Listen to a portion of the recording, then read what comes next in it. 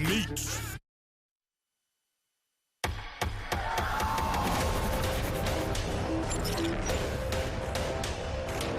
Martin Truex Jr. wins at Chicagoland. I never thought I'd make it to where I'm at today. I've won a few championships, and if you want to come up and take it from me, you're going to have to do all that stuff to get there. You want to dominate every race. We feel as though we're right on target to go out there and repeat as champions again. Kyle Busch is going to win in the Granite State. Kyle Busch wins at Dover.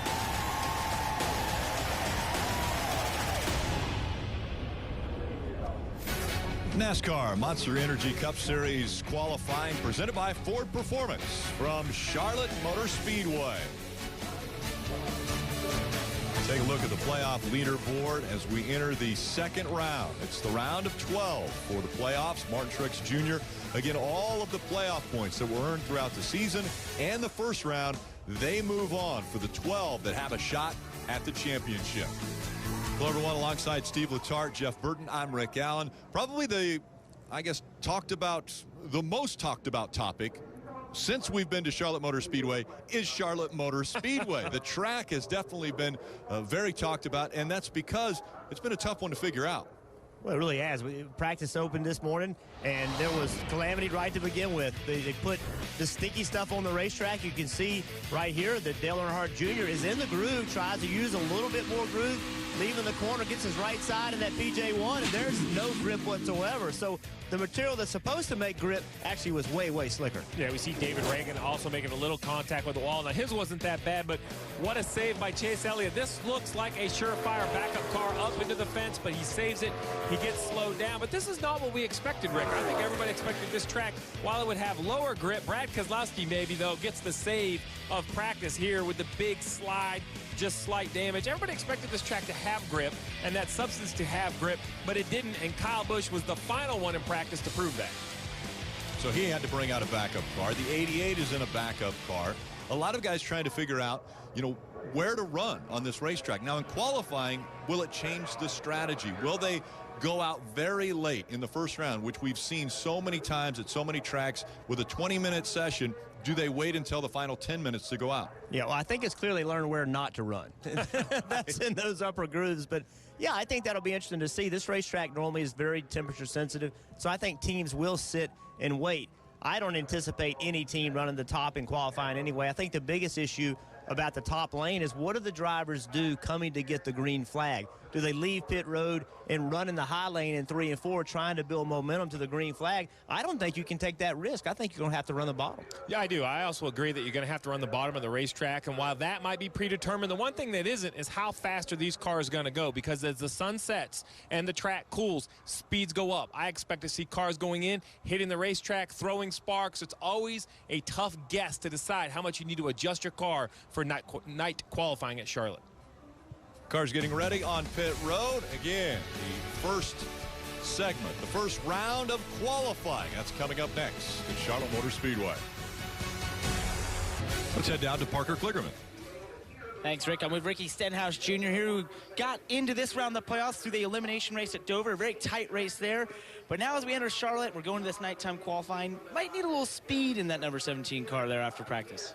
Yeah, our Sunny D Ford didn't have the speed we were looking for in practice there and qualifying trim, but my guys informed me that we were 30th, for 600 qualifying practice, and qualified 5th in the first round and then missed the third round by 1 spot, qualified 13th. So we're waiting on the track conditions to come around to our setup, I think is really how we're playing it. At least that's what we're telling ourselves. And they were changing track conditions a lot there during Xfinity practice. So we'll see how it plays out here pretty soon. How do you adjust those changing track positions as a driver? Do you just go in there flat out, send it, or do you kind of creep up to it? I always send it. I just drive in until something happens and then kind of react from there. Sometimes it's good, sometimes it's bad. So, here at Charlotte, as you know, man, there's so much grip in the racetrack from a day practice to a night qualifying. And you start seeing those first few cars go out and lay some laps down, and you get kind of nervous. You're like, dang, that's fast. So, that's one of the cool things about qualifying here at Charlotte at night. And seeing all the sparks into turn 1. So I feel like that's where we were struggling the most today. Was turn 1 and 2, landing down into the corner, getting a little tight and running up off the bottom. So if we can fix that, I think we'll be a little bit better. And you didn't only win in racing this week, you also won on the golf course, right? You win a little something there? Yeah, our Golf Guys Tour, Rick and Steve know about it. Whipped up on them this week, so that was nice. No, it was a really competitive year, man. We had so many people. We got 16 guys in it, and we had, I think, only one repeat winner for the whole year. So I thought that was pretty cool. It's pretty balanced, and all of us have so much fun. Had a Golf Guys banquet Wednesday night after our last tournament. So we take golfing very seriously, and got some nice trophies for sure. Hey, guys, I heard it there. He whooped you. Well, I played with him in the final round, and he shot a 74. So that was quite impressive. Rick, I got to 74, but I was like on the 15th hole. What'd you shoot, Rick? It was quite a bit more. More than Kelly. We're going to go to Kelly on that. Oh, yeah, good. Give it to me then, Rick. Easy way out. We know how Martin Truex Jr. is here at Charlotte. I don't know how your golf game is, though. Golf? Yes, we're not even going to go there. All right, well, then let's just stick with Charlotte. Interesting practice earlier today. How was it for you in the 78? It was definitely interesting. You know, we took us a little while to get up to speed and kind of figure it out just because it's so different than what we're used to here. And, you know, this is the first time we've ever had the VHT here on a Friday. So it was definitely tense for sure, but we made our way through it. I thought we gained quite a bit on the car throughout practice, and our last run was pretty close. So we'll see what it does here with the nighttime and all that went on in Xfinity practice. And, yeah, we'll just see, but feel good about the Auto Owners Camry, and hopefully we can put it up front. Well, how do you approach this qualifying then? Just, you know, there has been more track activity. It's cooled down quite a bit. Yeah, it's going to be different for sure. I think you just take that first round and try to get a decent lap in and then make the necessary adjustments, try to adapt to the racetrack. So hopefully we'll be close on that first one and be able to just tweak it from there. All right, Martin Truex Jr., 7th fastest in practice this morning. Rick? The one thing he has that he can rely upon is the success that he's been able to have throughout the year. And that confidence will build, especially on mile-and-a-half tracks. You look at mile-and-a-half wins this year. Martin Truex Jr., 4. The next best, 1. 3 guys did that. Keep going. Mile-and-a-half tracks, as far as stage wins, Martin Truex Jr., he won 5 stages. Next best, 3 by 2 drivers. And then you look at average finish. 3.3 is his average finish. Kyle Larson, the next best at 7.4. 4 positions better for Martin Truex Jr. on mile-and-a-half tracks. He has been very good, and he's been great at this track as well. I think what's so impressive about this team is that they have been exceptional on the mile-and-a-halves, but they have been really, really good on every kind of racetrack. Every kind of racetrack that this series has been to this year, this team has been a contender. There's not a place that if you said, hey, we're going to go here, I wouldn't say the 78 could run well. They've just been that good. Let's go down to Parker. Well, guys, as we've seen many times this year in qualifying, we have a lot of cars still in tech. As you see behind me, the 48 car right there is on their 3rd run through tech. You also have the 1 car of Jay McMurray here, and then also the 17 of Ricky Stenhouse down here, guys. And as we've seen before, these teams pushing it really close to being able to make it out in that first round. Most of these teams right here have about 2 more rounds of tech here that they have to get through before they get on the racetrack. And some tell me it takes about 30 minutes in total, so it'll be tight for some of these teams to be able to make it out there first round. And obviously not the first time we've seen this season. Rick, this story will continue past this evening. So first we'll have to see how many cars make it out or don't make it out for qualifying, but then we're also going to see, I'm sure we'll see practice penalties if cars continue to loop around through inspection. We've seen NASCAR make some practice holds, so we'll have to wait till tomorrow to see if teams have lost practice time. These teams still have time, though, because the first round of qualifying isn't scheduled to start until 7:20, so they still have about 7 minutes to go. Obviously, they're not all going to get through tech qualifying in 7 minutes, but they do have some more time before that first round is scheduled to begin. Well, two types of penalties. You just heard what Steve said about potential penalties for missing practice tomorrow.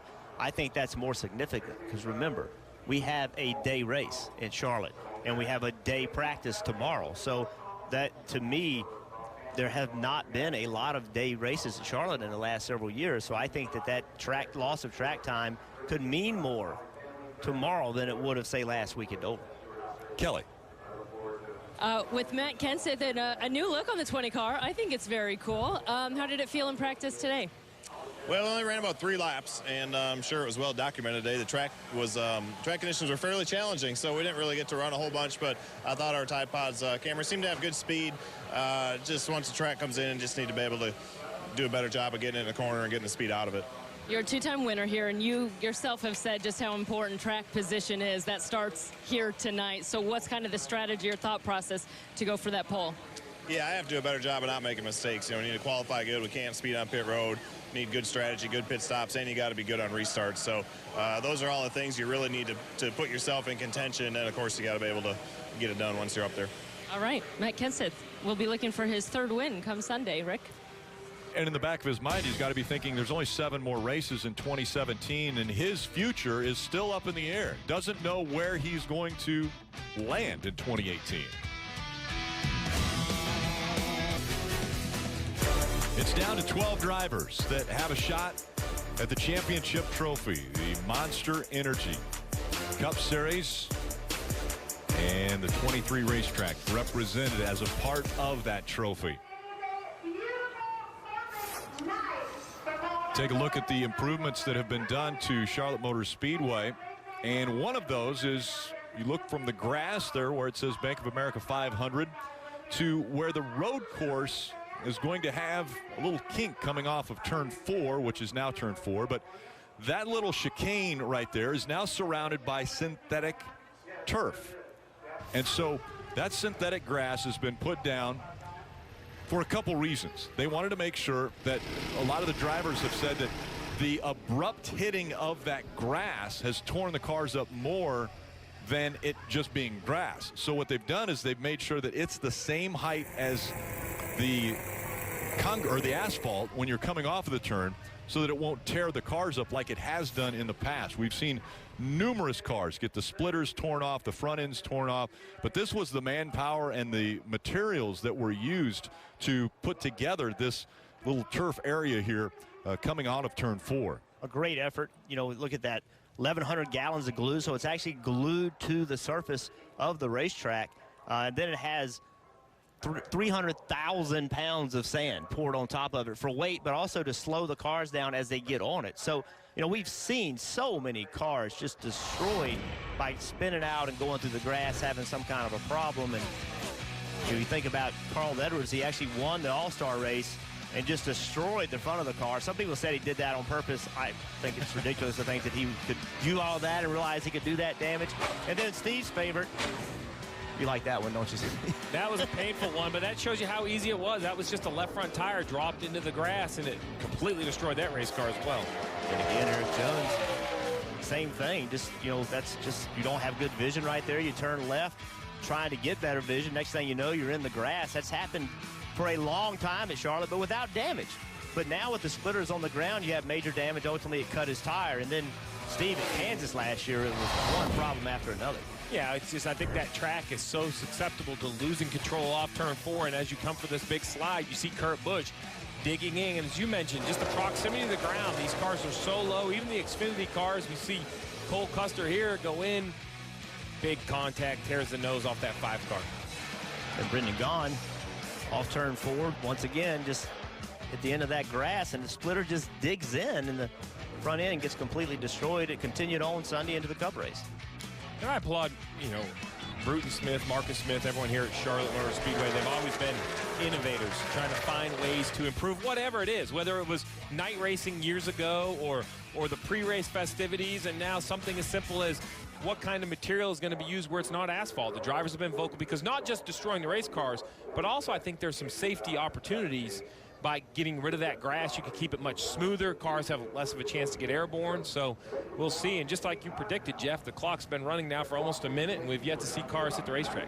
It's interesting how these things happen in the sport, too. You know, the drivers have been talking about it, the teams have been talking about it, NASCAR's been talking about it, and Kevin Harvick having a conversation with one of his partners, you know, that does this, lays those fields down, does NFL fields, Major League Baseball fields. They say, these guys might can help. He introduced them to Marcus, and here we are trying something different.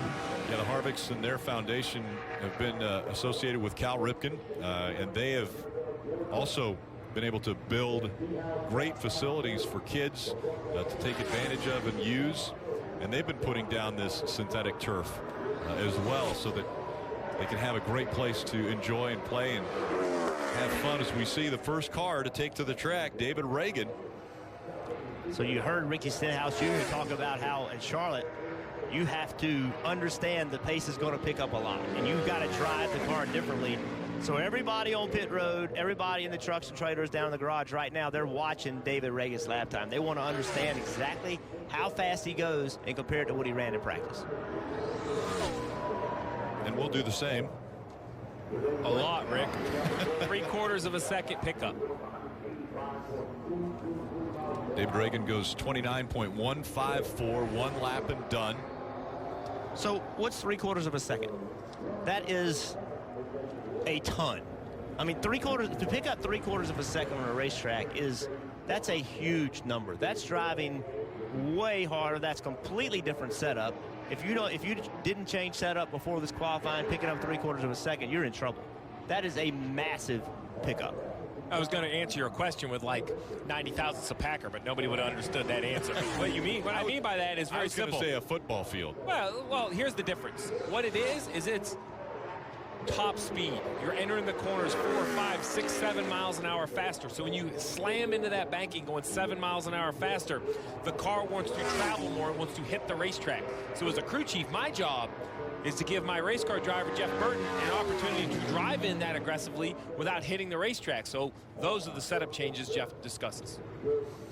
As tricky as we have seen this track already today, with the practice and 4 cars getting into the wall, 2 having to go to backups, is it risky waiting?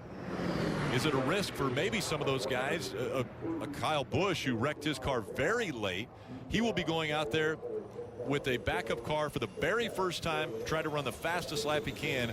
Does he want to do that with only 1 opportunity to go out on the track? Well, I don't think they have concern for their backup car, but so the rules are as such. If the caution comes out while you're on your lap, that lap doesn't count. And once the track is back in a raceable condition, they're going to put the green back out, but you may need to be on pit road preparing your car. So if you're Martin Truex Jr. right here in the 78 and you're on the racetrack, you have a great lap, you're going down the backstretch, you're feeling really good about it. Someone gets out of the groove, makes contact with the wall, caution comes out. Throw that half a lap away, throw that time away, come to pit road, start cooling your engine. Well, as you point out, Rick, if that's in the last 4 or 5 minutes of qualifying, you may not have time to get another run. So I think the risk is higher than we have seen at other tracks just by what we saw in practice today. I would have never guessed that many accidents in practice today. I know there was no anything that showed us that was going to happen, yet it happened consistently. And I think the drivers, it threw the drivers a little bit as well, because they were talking early on in that practice session that the sticky stuff that was put down the track wasn't sticky. And they were concerned that, okay, this is supposed to be something we can lean on, but if we get into it thinking we're going to lean on it, it actually becomes harder for us to control our car. I think the inconsistency of when you can get into that material, that's been the great question. How do you know when to go there? And it's different at Bristol on a half-mile racetrack versus Charlotte running 170 miles an hour. It's different. So once again, Dale Jr., he's only got his right sides in it, and it did not turn. David Ragan. That just puts into perspective how fast these cars are going. The 24, I think his issue started before the agent on top of the racetrack, but that definitely took away some area to save his car. And then the slide of the day definitely goes to Brad Keselowski. He gets up the racetrack, he knows he's going to spin out, and he just gasses that thing up. Wheels turned hard to the right. Can you get style points? Listen, if he could get style points, then he's leading the day. And look at his left side. Look at his left front tire. He had it turned. I mean, it's just, that's great driving. So that was the 18 slamming into the wall, them getting the backup car out of the hauler. But I'm being told that, Kelly, did they not go to the backup car? Did they just fix the primary? Yeah, you're exactly right. They eventually pushed the backup car back into the hauler. You can see there that they just did a fixed job here on the 18. Obviously, the damage still there a little bit evident.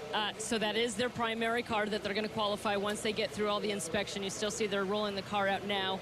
I thought it was interesting the two also fixed their car. Remember, Brad tried to put a hand in it. I think Dave Burns called it a guilt fix attempt by Brad Keselowski to fix his own car. So it was really just the 88 moving to that backup car. And I'm shocked. That 18 car hit hard, very hard. I'm shocked they chose to fix that. Now, I have all the faith in the world that this team knows what they're looking at. They have done this for years. So obviously they came and they looked at it and decided that they could fix that car. Adam Stevens and the team. There are some key components you would look at and see if the damage is too much, but it's a little beaten, battered, but it's looking pretty good. That tells me that quite possibly that's a new version of car. Yep. Like, there's something about that car that they want to run it. It's a new evolution, whether it's aero or suspension or whatever, but they have real desire to run that race car. I'm sure it doesn't hurt that it's a home race. So you could call in the cavalry. The shop's only, 10 or 15 miles away, so they could be here pretty quickly, bring parts and pieces to repair the car. Kasey Kahne here, though, this is going to easily be the fastest lap of qualifying. We'll see if he matches the fastest lap of the day. Not quite that fast, but a good lap for Kasey Kahne. 28:34 for Kasey Kahne on that lap. Parker. Well, guys, we updated you at the beginning about some of the cars that were taking a little bit of a while to get through tech. Right now, you're seeing the 88 of Dale Earnhardt Jr. They're at the last station here, which is the LIS. Right ahead of him is the 18 car of Kyle Busch, and then 2 cars ahead of him is the 48. Now, most of these teams, as we come down to 10 minutes ago, if they are to make it through the LIS here, will be fine to get out there and be able to make it out for a lap in round 1. But if they were to fail here, that would be a no-go, and they would definitely not have the time to go all the way through inspection to get back out and qualify. And, Parker, that would be huge. In the era of racing today, and as tight as the points are, the starting in the back may prohibit you from getting a top 10 finish in that first stage and therefore not getting points. That could be a huge difference for some of these teams. Points are so valuable now. The 12 drivers will be fighting for 8 spots, and it starts right here. It starts right here in qualifying. I think that's a great point, Rick. We just came off that cut race at Dover, and we saw 2 points be the difference between Ryan Newman not moving forward and Ricky Stenhouse advancing in the playoffs. And that wasn't 2 points at Dover. That was 2 points over 3 races, over 6 stages, 3 race finishes. That's a body of work. And I think sometimes we'll get to the cut race and say, well, this is what they have to do. Well, the good teams, the great teams are here at Charlotte going, we need to start that now. This is the start of this round. The 4 of Kevin Harvick on the clock, the 41-year-old from Bakersfield, California, the former champion. Was won the last 2 poles at this racetrack, so I would have to imagine that they consider themselves to be a favorite. They were good in practice today. Practice, they were in 3rd. Good lap there. Nearly a 28 flat, 28.039. But not the pickup, it's speed that we thought they may have. That's only about a 1/10 of a second quicker than what he ran in practice. 2/10. I would have expected a little bit more. 0.2 of a second from practice earlier today to under the lights, a cooler racetrack. And Kevin Harvick currently the fastest at 28.039. The fastest lap that was run in practice earlier today was Kyle Larson at a 28.11. And now Martin Truex Jr. has come out as we're under 10 minutes to go in this first round. So let's see what he does. There you go. He just left pit road, and we always see drivers drive to the wall, run the biggest, make the circle as big as you can make it in 3 and 4. And because of them being afraid to be in that so-called sticky stuff, they didn't do it. He ran the very bottom of the racetrack. And up the racetrack he goes, wiggles a little bit there in 2. This is not the lap that I think Martin Truex Jr. was hoping for, but he has at least another end of the racetrack to find some more of the time to try to gain back. I think it's fine for making the top 24, but it's going to be a ways off from Kevin Harvick. That's going to be borderline. Yeah, you heard it. Yeah, borderline. Parker. Well, guys, some high tensions down here for some of our playoff contenders. You have the 1 car of Jay McMurray, which has cleared the LIS Tech but they are working feverishly to get that car ready to go out there on the racetrack, pushing here just under 9 minutes to go. And then beside him is the 48 car of Jimmie Johnson, who's just getting into the car. They just rolled out of tech, and it's going to be tight here to get on the racetrack, but these teams are pushing hard to be able to get out there and make a lap. And now the concern, Rick, if you're the crew chief, if you're Chad Canals at the 48, you need to make sure everyone on your team takes a deep breath. Make sure we didn't skip a step. Make sure the tires are all set to the correct pressures. Make sure whatever other post-inspection adjustments that are supposed to be done are done correctly. The other thing that comes into play, I'm ballparking here, but there's about 11 cars that are sitting on pit road waiting to go out. They're still trying to find an opening. So there's a spotter up on the spotter stand saying, okay, you can go now. You can go now. Well, the guy that's at the front of pit road, his spotter's telling him when to go. There's people that are 11 spots back. They're like, wait a minute, I need to go. I need to get up to the front. If the guys are going to wait, I'm just going to squeeze in here. Well, that even becomes worse for guys that are just getting out of the garage right now. It's a generally organized system until time runs out, and then it's every man for himself, and you kind of get on the racetrack when you can. And really, you care about you, which means if you pull out in front of someone else, well, so be it. And that could happen to any one of these drivers that are trying to put together a good lap, and somebody could pull out in front of them and definitely screw their entire lap up. Kurt Busch, third quickest with his lap at a 28.24. Very surprising. You heard that 78 in the 2, but they're about mid-pack of the 16 cars we have seen. They're 8th and 9th currently. I think A.J. Allmendinger will easily be above Truex and Keselowski, probably around the 6th or 7th position here with this lap. Going on the right-hand side of the screen, if you were watching, he was very loose on the exit of turn 2. Keeps losing speed down the back straightaway. He couldn't be in the gas, so that loss of speed just multiplies down the back straight. And some of that is the grip of the racetrack. I've always found in my career that as the track cools, it seems like you gain front grip quicker than rear grip, so the car turns a little better. You multiply that with the speed, and you got to really anticipate that. Clint Bowyer on the clock. Logano was 12th quickest. Bowyer goes second quickest with his run. 4 Fords right now in the top 4. Harvick, Clint Bowyer, Ryan Blaney, and Kurt Busch. And how about Stuart Haas, 1st, 2nd, and 4th right now? Parker.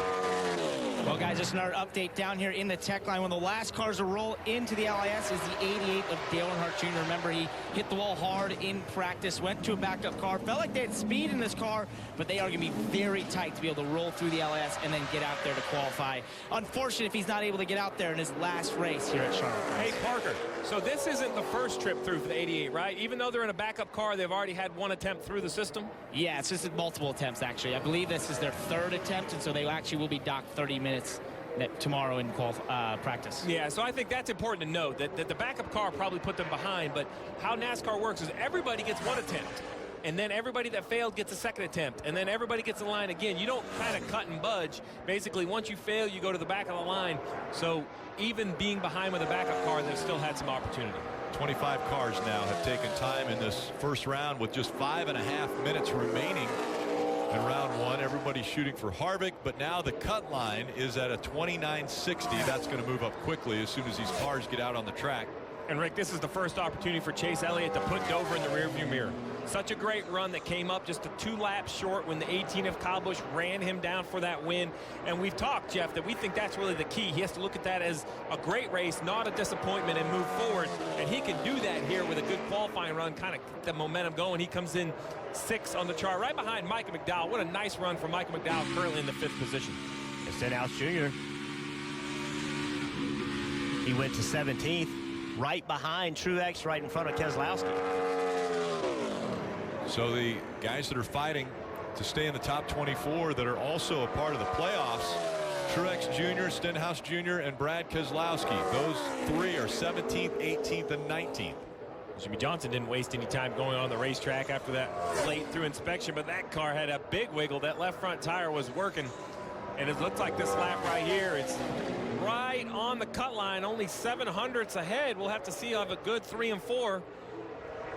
Yeah, it's coming back, Rick, but this is not going to be the fastest lap. This will come in maybe right around Stenhouse, Keselowski area. Yep, sure enough. Right in between Stenhouse and Keselowski in 20th. What's breaking in the garage now, Parker?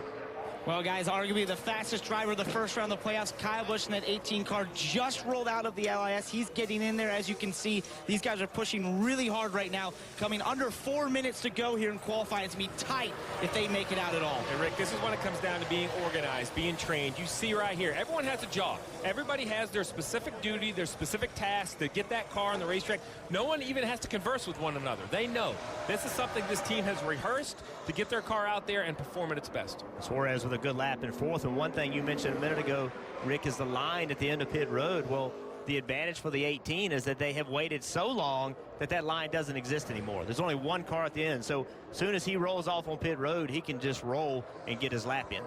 The concern is if you're Brad Keselowski in 22nd, Jimmy Johnson in 21st, you have to look at the cars that haven't run. You have Joey Logano below the cut line. You would expect he would run again.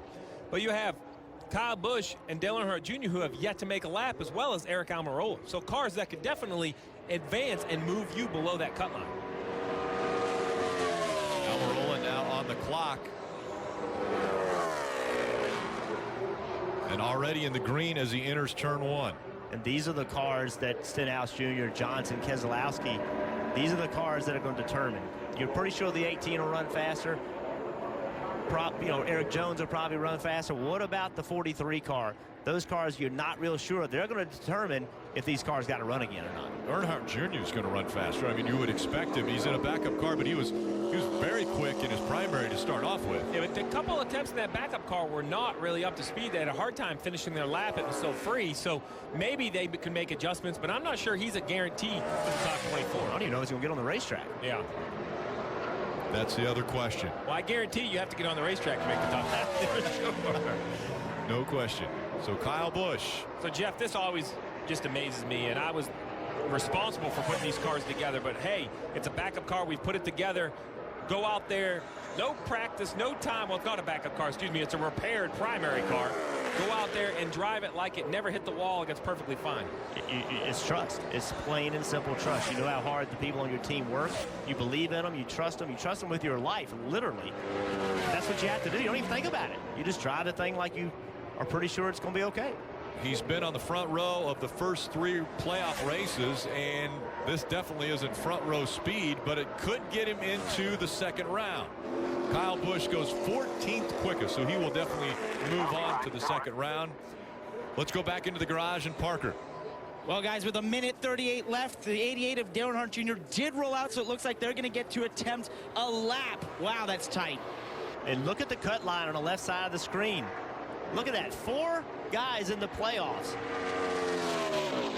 Will they stay there? Will they stay above the cut line? Dale Earnhardt Jr. has made his way out onto the track. He's trying to get up to speed going down the backstretch. You talked about you just have to go do it. Well, this man right here didn't have time to think about it. It was off pit road onto the racetrack with under a minute to go. How comfortable does he feel at this racetrack? Well, his best finish here has been 3rd. He's done it twice. Most recently, 2015. Logano, he's back out on the track, as well as the Keselowski in the 2. So now, so the 2 improves. That puts Jimmy Johnson on the cut line. It looks like his teammate Dale Earnhardt Jr.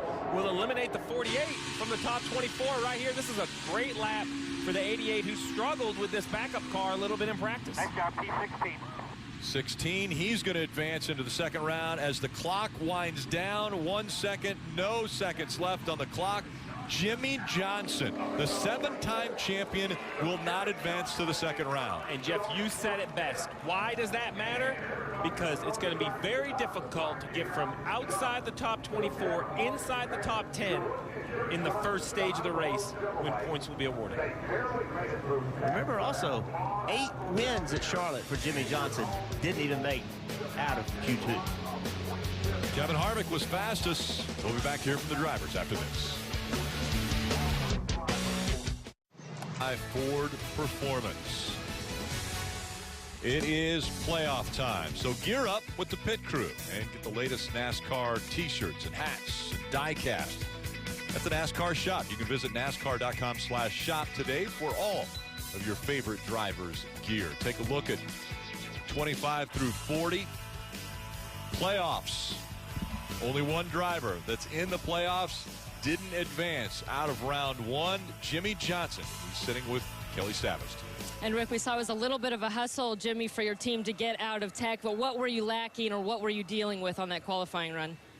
Much looser than we anticipated, so multiple trips through the inspection line doesn't help by any stretch, and we just missed it. So another frustrating Friday, unfortunately, and we'll be back tomorrow, and we'll have to pass a bunch of cars on Sunday. So it sucks getting behind, starting the weekend behind like this, but it is what it is, and we're just gonna have to go to work on Sunday. We've seen you come from, the back or mid-pack time and again to go on to win. How has the game changed, though, with these stages and needing to collect stage points now in the playoffs? There's far less opportunity to work strategy in order to leapfrog people and have something work for you. And last weekend in Dover, we finally got to the top 3, and then the checkered fell. It just takes a long time to pass quality cars, and you get inside the top 10 and they're quality cars, and it takes 50 laps per position, and then you just mathematically run out of opportunity to get to the front. So disappointed with tonight, disappointed with the way qualifying's been going. We're trying hard, but we just can't get our fingers on it right now. Thank you, Jimmy. All right, Rick, he's got 8 wins here. Remember, he won this race last year, which was huge, putting him through to the 3rd round. Yeah, but think about this, Rick. This team right here is so dominant in qualifying. The last time they didn't advance out of round 1 at a non-restricted plate track was Richmond back in 2015. He had a few exceptions in there. We didn't get a chance to qualify. But when they get on the racetrack, it's almost an automatic advance to the 2nd round. And the look on Jimmie Johnson's face told the whole story. Yeah. Normally he is upbeat. We're gonna beat the world, but you could tell that really bothered him. Yeah, looking like he was confused. Like, how did this actually happen? Because, as Steve, you just mentioned, it's been a long time since he has not advanced out of the 1st round of qualifying at one of these normal racetracks.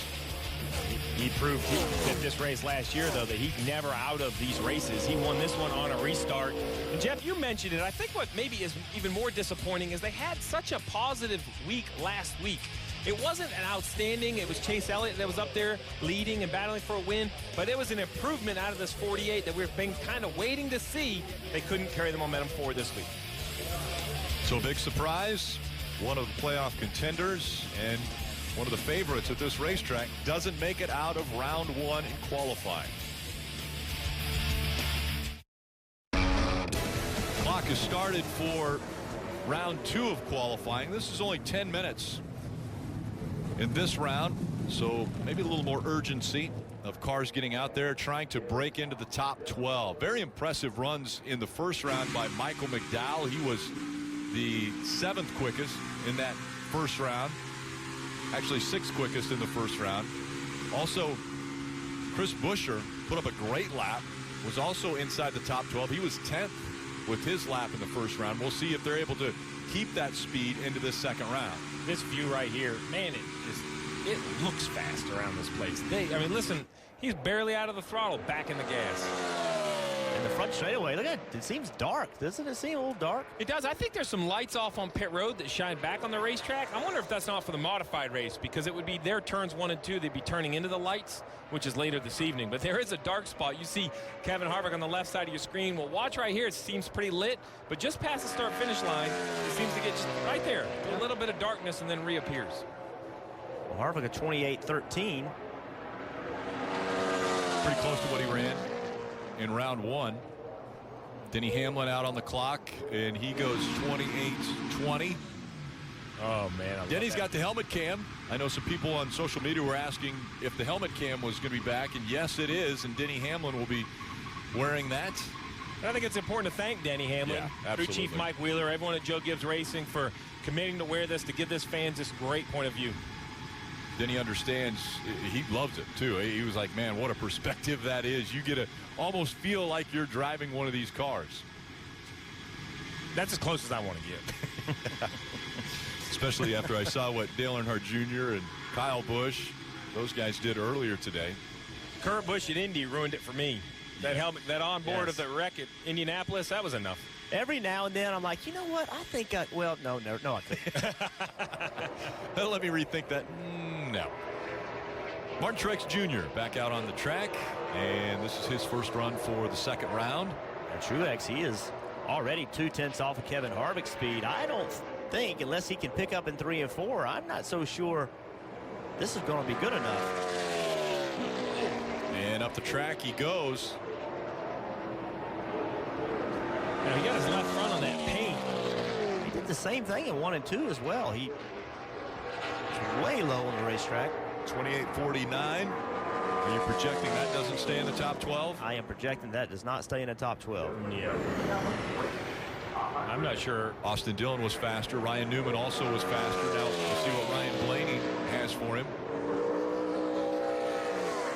We talked about how fast it is, and it just takes full commitment from the driver. The driver has to assume that it's going to stick, and he's got to drive it in there and hope it does. And if it doesn't, then he has to quickly adjust. And so he just drove through 1 and 2.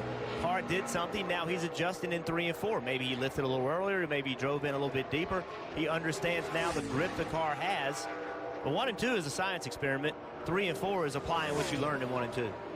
And Jeff, it's funny you mentioned that science experiment because you have a couple teams right now where their spotters are telling them, hey, there's a lot of grip out there, go get it. But as a driver, you know, you have to kind of work up to that because how far is going and get it? How far do you really drive in there and hope that that grip is there to hold you, you know? Yeah, what's so hard, Parker, is it's you know, if you drive in too deep on corner entry and it doesn't work, then you're done. There's no recovering from that. If you drive in a little bit easy trying to go to the throttle quicker, but you don't drive in hard enough, well, that's speed you gave away and you can't get back as well. So it's really like walking on that razor blade. You drive too hard, gets in trouble, not hard enough, it's not fast enough. This is another car that we didn't mention, I think, enough last week. He's really been looking for this good run in this 14 car, didn't make the playoffs. I know that was disappointing, but Clint Boyer ran up inside that top 10 most of the race, didn't get out the lead laps. It really allowed us to shine the spotlight on him with that great battle between Newman and Stenhouse Jr., but overall a good run for the 14 car. No. And really, I think if that team would have started the year off the way they've ended, a new team, new together, they were a playoff team. They just did not get off to the start they needed to get off to. Kenseth was looking strong through 1 and 2 and then has lost a little bit going down the backstretch. Kyle Larson, on the other hand, well, he was also in the green until he got to the backstretch, and now he's going the wrong direction also. It's so fun to watch. Watch the 42 car. He stays out as long as he can. Look when he touches the white line. You try to touch that white line as far around the corner as you can. That means you've carried a big arc into the corner and you leave a little bit lower. So fun to watch these drivers try to pull that off just right. Well, what happens if you don't get there is what happened with the 41. He tried that big arc, but the car just quit turning about, what, a foot, 18 inches off the white line. Still got by with it, which means they have really good race cars. Again, Kevin Harvick, Stewart Haas first, Boyer, Stewart Haas second, and obviously Kurt Busch, the Stewart Haas car, now in fifth. It didn't take long for that answer that I had thrown out there as far as the projection of will Martin Truex Jr. stay in the top 12, and you said no. Well, 13 cars have gone, and Martin Truex Jr. is the 13th fastest of those cars. So, and with those numbers that we continue to throw out for the 78 and just their domination in qualifying, the 78 and the 18, both of them just continuing to run up front. It's a little surprising to see the 78 that far down in qualifying. So to me, this car, the McMurray, that's the one of the cars I think is vital to qualify well. 14th, not exactly what they needed, because remember, he comes into this, you know, he is the last on, he's 12th in points. He has a lot of ground to make up. So any points that he misses, whether it's stage points or the end of the race points, any points he misses puts him further in a hole. This 18 car, man, they have done a nice job repairing this primary car. Remember that heavy impact it took right here off turn 4 in practice. They repaired it, pushed it through inspection, and here he is, maybe a couple tenths off Harvick, not quite pole speed yet, but I think that's going to be enough time, or a good enough time to advance through. And we see Suarez making it just inside the top 12. Parker. Guys, we just saw the one car of Jay McMurray go out and actually not set that fast lap time. His team immediately came across and said, cool it down and get back as quick as you can because we want to go out for another run. And he came across radio and said that he just overdrove turn 1. You saw him bottom out into turn 1 and go up the racetrack a little bit and overdrove it. And Jeff, it goes back to that grip thing. It just wasn't there for him. He overcommitted. It just wasn't there, but you're anticipating it. You have in your head pole speed. You have in your head, I want to go that fast. And to do this, I know I got to drive in this deep. But the car just doesn't make enough grip. Danica Patrick, good run in 10th. Yeah, inside the top 12 for Danica Patrick with that run. What will Dale Earnhardt Jr. do? It's always great, that unique driving style of Dale Earnhardt Jr. So watch his right hand right here. So he's going to take it off, move it to the right side of the wheel. Now watch as he enters turn 3. He'll take his right hand and move it over again. Look how steady the wheel is. He doesn't have much right wheel to it. I think he was really tight right there in the middle of the corner. You heard him out of the throttle, had to wait on it just a little bit. Just could not carry speed to the middle of 3 and 4. Too tight. 20th. I hate that. I've done that a lot. You called it out like there was some experience behind that. He's already back on the track. So Truex Jr. back out because he is currently 16th, trying to make it into the top 12. This will be tough, Rick, with one extra lap on the tires. Their tires are a little bit warmer. I'm going to be really impressed if the 78 can even contend for the top 12. I don't see it possible, but this 78 continues to impress. We'll see. Right now it's in the red, though. Yeah, he's going the wrong direction, too. Look at the 2 car, though. Keselowski. Martin Truex Jr. the wrong way. It's getting worse as Keselowski still staying in the green. Yeah, Truex Jr. is going to bail out. Keselowski may do it. Truex Jr. not moving on is a big deal. Remember, he only has 5 starts all year outside the top 10, Rick. So him not being in this final round, it's, I think, a big opportunity for these other playoff drivers. We talk about, hey, you have to capitalize. Well, here you go, Ricky Stenhouse Jr. You want to capitalize? The door is open. Qualify in the top 12, get some of those stage points early in the race. Can he do it? Can he stay in the green for his entire lap? And the gambles for this team continue. They waited as long as they could, trying to get their tires as cooled off as they could, knowing this was their only shot. They were not going to get a second run. Brian Patty rolling the dice. And I like that. I think he's setting the tempo for the team that says, you know what, guys, we're not here just to be okay. We're here to advance. Now, this gamble doesn't look like it worked out.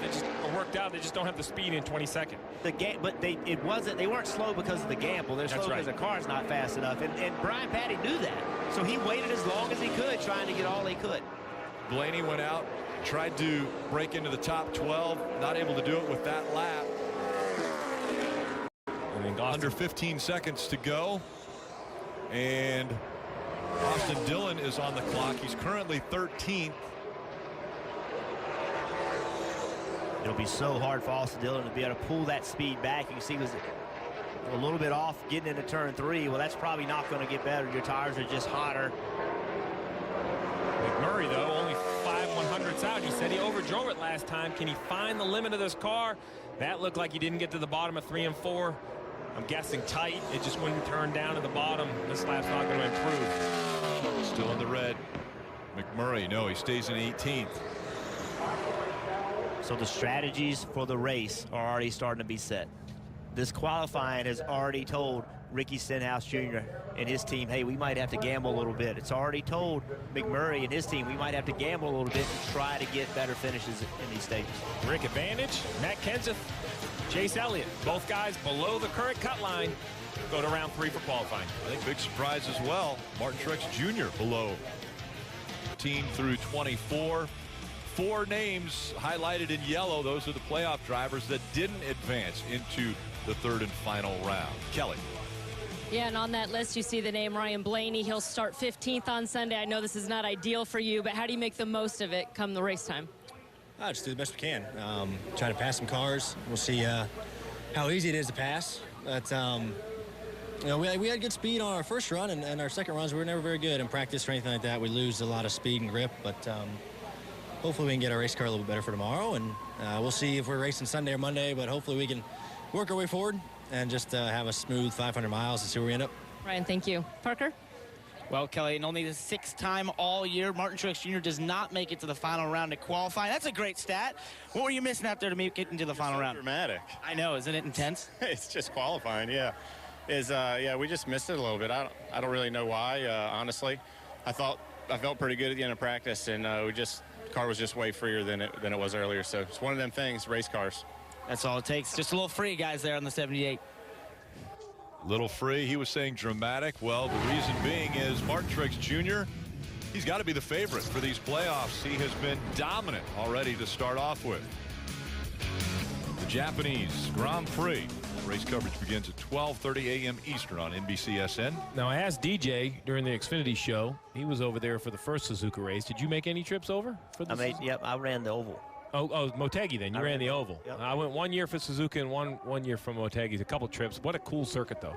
So to be clear, The thing I remember most about that trip is the bacon. Oh. So the bacon was cooked rare. Ah. They were trying to help bacon. us out because they wanted to, make us feel at home. So they cooked us eggs and bacon in the morning, but the eggs were runny and the bacon was raw. That's fair, right? It was fair. I remember that. I will. The other thing I remember, though, I remembered a fired up crowd. Like they were fired up for some NASCAR racing in Japan. They were excited. That's good. Well, the cars are about to fire up right now because the clock has just started on the final round. 5 minutes is all they will have. One run for these cars as they will fight for the top 12 spots, and one will come away with the pole. And how about Kasey Kahne? We saw him right there behind Kevin Harvick doing what he can in this 5 car. Not going to be in it next year, making the final round, trying to make the most of these last few races. Yeah, I think Kevin Harvick saw exactly what he wanted to see right there. He thought he was going to have to follow the 41, but the 41 stopped, and that allowed him to go ahead and roll, and that pretty much guarantees him clean racetrack. I think he was nervous the 41 was going to keep rolling, and he didn't. There's enough time to space yourself out, but there's something emotional about just going out there and not seeing anybody in your windshield. So here's the opposite. You remember earlier, Rick, when Jeff said, hey, look at Dale Jr.'s hands. They're really steady. Thought the car was tight. Well, watch Kevin Harvick's hands. They're anything but steady. Look how hard he works the wheel. Well, down there it was a little steady in the middle, but loose off, it looks like, or at least a lot of hand movement. Yeah, but you heard him able to go back to the throttle with Dale Jr. He had to wait on the throttle to steer this in. Right there, sounded a little bit tighter than he was and had to come off the throttle just a touch off turn 4. Let's see what we end up with. This is the number, 28.21, so about a 1/10 of a second slower than his second round lap. Just shuts riding down. around. I don't think that's going to be good enough, but I just don't know the fall off in the tires. But just from riding around, I think you're going to have to be more aggressive. You got to stay in the throttle a little bit more. There you go, Denny Hamlin, 18.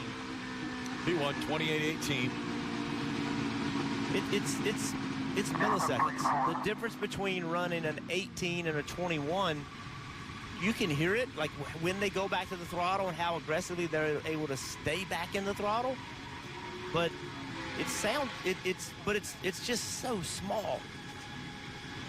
But to a driver, it's huge. Right. And to a driver, 10 feet is a ton of time you can't go back to the throttle.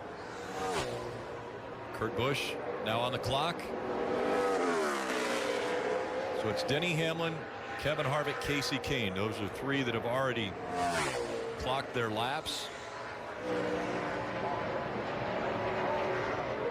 Kurt Busch as well as Matt Kenseth on track. I still believe Kenseth is the sleeper in this championship battle.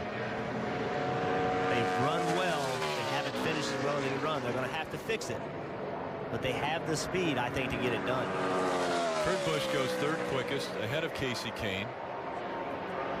See what Kenseth has. Kenseth goes 2nd behind teammate Denny Hamlin. 28.20 for Matt Kenseth. And you see Kyle Busch in the red. Again, that's comparing to Denny Hamlin right now. Just couldn't get back to the bottom of the racetrack in 3 and 4. And Clint Bowyer came to the line remarkably well in the green and kept that advantage through 1 and 2. And down the backstretch. We've seen a lot fall off down the backstretch. He's actually gaining. This is the deal right here. Just didn't get to the bottom. We both knew it wasn't going to work before the timer went. You have to get down to that white line. And you have to. You saw him pass the car. The car wasn't in the way, but just that little distraction, you have to wonder if that took a little bit of concentration away. And let's be clear, he did not, he fell short of getting to the white line, not because he didn't know he needed to be down there. He turned down in, the car just wouldn't go there. The front tires didn't grip to steer all the way to the bottom of the corner. Kyle Larson, 8th quickest. Danica Patrick right now is 9th quickest. What a run this could be right here. Talk about bounce back from that disappointment. He's very close. We're talking about a couple hundredths of a second can easily be made up in 3 and 4. Let's see if he can get his car to the bottom. There you go. Nice smooth lap. Not going to have the speed.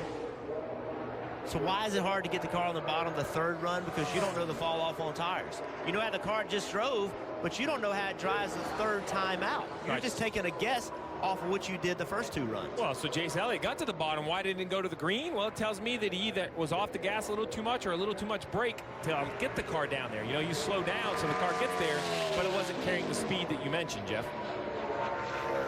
Ryan Newman and Brad Keselowski. Newman goes 10th.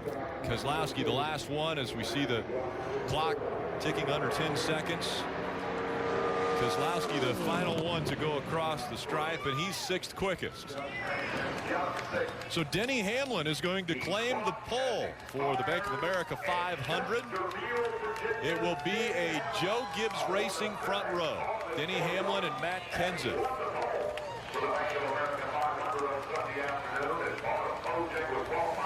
Denny Hamlin was making headlines earlier this week with comments about the compensation and the distribution of the money that goes to the sport of NASCAR.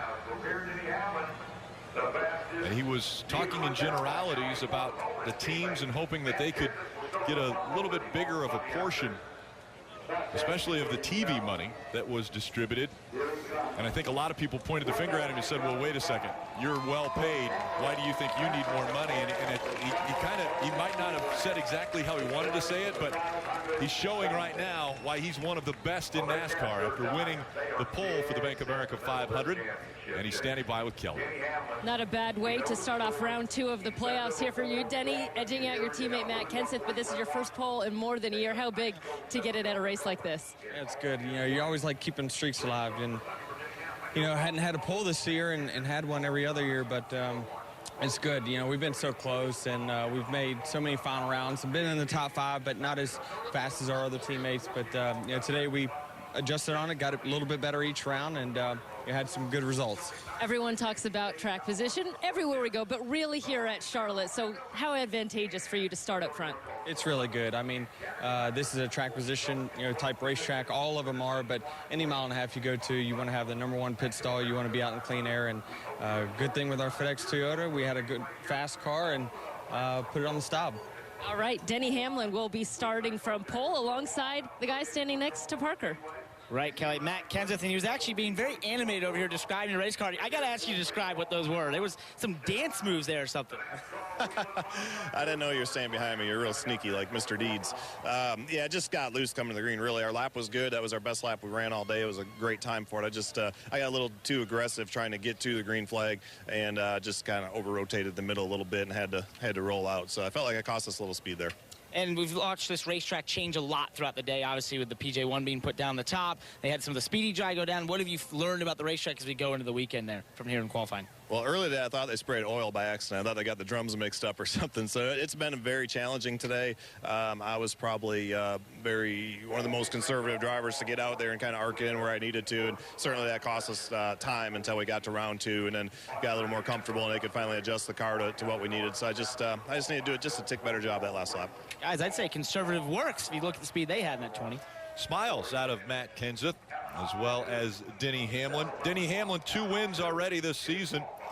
Came at New Hampshire as well as Darlington, but no wins at Charlotte Motor Speedway. He's got a best of 2nd. Can he better that? Well, he starts up front for the Bank of America 500. Charlotte Motor Speedway, and the 4-car, Kevin Harvick, looked freaky fast, especially in those first 2 rounds at the top of the charts. 3rd now, though, overall. What were you missing there in round 3? Well, I didn't get to the green quite like I wanted to. I got a little bit tight coming to the green, and I thought I had a little bit to spare in turn 1, and I tried to just squeeze just a little bit more on the entry, and then I hit the ground, got myself up a foot, and then I lost my strong point there coming off of turn 2 as I scrubbed some speed by getting up the track and hitting the ground. So about the same all 3 times in 3 and 4, but all in all, they did a good job with our Jimmy John's Ford, and hopefully we can race well from there. Yeah, 3 wins at this track. Does this feel like the best opportunity of this round for this team?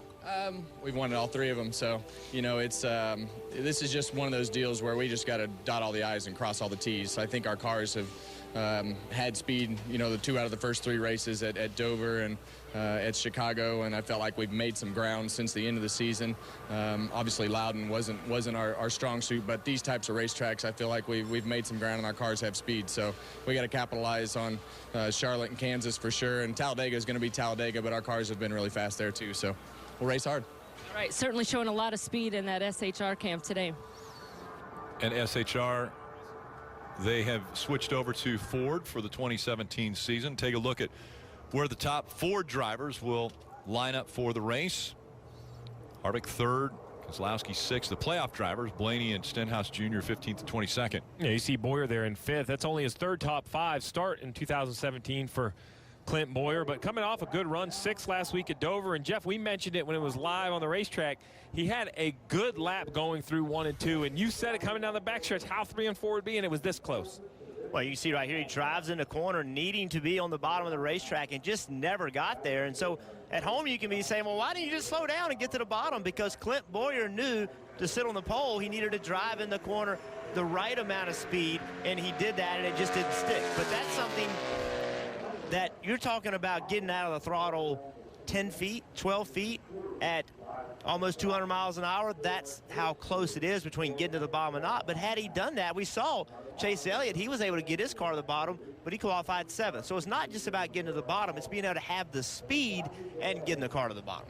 And Parker, you're standing with a guy who for the first time in these playoffs won't start on the front row, but he's just 1 row back. He has been impressive. He's in 4th place. He's starting. And Kyle, what were you missing there in qualifying maybe to go up and contend with your teammate for the pole? Confidence. I lost all my confidence after the last run we had in practice. So, the Interstate Batteries Camry was really good today. It's just unfortunate that I got up in the grippy stuff, and it was slick, and just kind of washed us right out to the fence. So we got it pretty good. So hats off to all my guys and all the hands that were on our race car today. They just worked really, really hard to get it prepared. Luckily enough, we got it through tech and was able to get on the racetrack to make some qualifying runs and qualified 4th. So nothing way better than being 40th or whatever, so we get a good start for Sunday, and we'll go get them from there. Kyle, you're a Las Vegas native, so we take a look at your shirt here, #Vegas Strawn Battleborn. Talk to us about the initiative here with a couple of drivers that you're doing to help your hometown. Yeah, we're doing a deal with all the Vegas drivers, myself, Spencer Gallagher, Noah Gragson, my brother, and it's for Vegas Strong, obviously. We're trying to raise money, and the money that we do raise, Zappos is going to match it up to $1 million. So we're just trying to help the city and everything else that's kind of gone on there with the devastating tragedy from last week. And so we just want to do all we can, do our part, and make an effort. So people can go to driversforvegas.com. The website will be up on Monday. Unfortunately, it's not up today, but it'll be up on Monday, and people can go there and donate or buy some merchandise and try to help out for a great cause. And guys, what a great initiative by these Las Vegas drivers down here to do that. So many affected by the tragedy that took place last week during the country music concert there in Vegas. Everyone thinking about it in the NASCAR. Performance is just wrapped up. Denny Hamlin wins the pole. Matt Kenseth will also start in the front row. The first 4 drivers are all involved in the playoffs, and you take a look at the playoff leaderboard and where these drivers will start. Well, Rick, when I look at the playoff leaderboard, I look at Truex, Busch, and Larson at a big enough advantage where if they just don't hit anything, don't have any major mechanical issues, they should be okay. Then you look at Keselowski on down, and some names jump out. I look at Jimmy Johnson, 25th, Stenhouse Jr., 22nd. We talk about the points awarded in stages is going to be very hard for those guys to capitalize, but how about Denny Hamlin, Jeff, or even Matt Kenseth, who's 5 behind? He can make up that in the first stage of this race. Yeah, I think advantage to those guys right now, and disadvantage to Jamie McMurray. He's 7 points back, starting 18th. Are you going to be giving up points? Because if you can't finish in the top 12 in that first stage, we saw last week how every little point matters. And remember, Talladega's next week, and you heard Kevin Harvick. We're at Charlotte. Haven't even run the race at Charlotte yet, and Kevin Harvick's already talking about Talladega. That's because it's so easy to get in a wreck there and have a problem that just destroys your points. Well, and Kansas is no cup of tea as well. You can go out to the Midwest on a windy day. That surface, even though it's starting to age, can be very treacherous. We've seen how many cars have accidents there, and they come in a hurry. So I actually think this is the most unnerving round. Maybe not the most pressure-packed, but the most unnerving round of the playoffs with the tracks that are involved. Jeff, you've mentioned it a couple times. You're looking at Matt Kenseth as maybe the sleeper of these playoffs. Well, I think they've run well. They haven't run as well as Hamlin. They haven't run as well as Truex Jr. or even for that matter, I don't know they didn't run as well as Kyle Busch. But they're getting better at the right time. They need to eliminate some mistakes, and if they can, they are a real threat. So it's Denny Hamlin and Matt Kenseth, Kevin Harvick, Kyle Busch. They're going to be the first 2 rows for the Bank of America 500. Thank you for joining us here for qualifying for the Monster Energy Cup Series.